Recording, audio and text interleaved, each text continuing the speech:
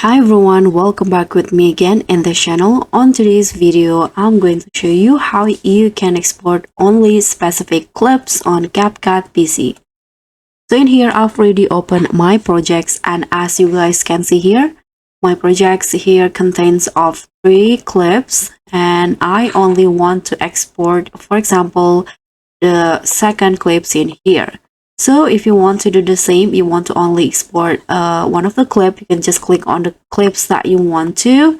For example, this one's right here, or just select like this, and you can just right click on the clips, and here you can see there is this option, export selected clip. So just click on that, and in here you can see this is the export clips box. If you want to, you can change the title, and this is the save path where your video will be saved.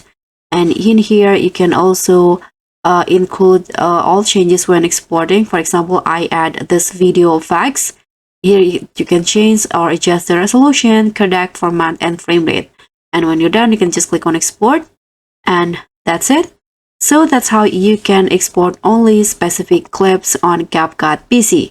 Thank you so much for watching. Don't forget to like, comment, and subscribe. Also click on the thanks. Bye!